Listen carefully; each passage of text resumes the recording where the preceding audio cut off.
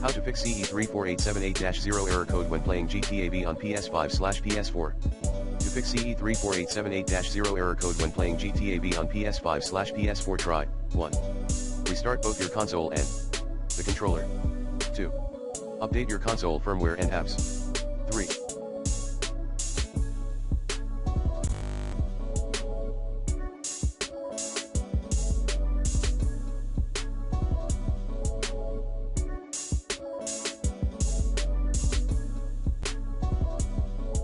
Remove and reinstall the GTA 5 app.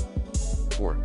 Check your PSN friends, clear some uncount folks, if you can. 5. Reinstall or replace your original HDD, if you are using some SDD.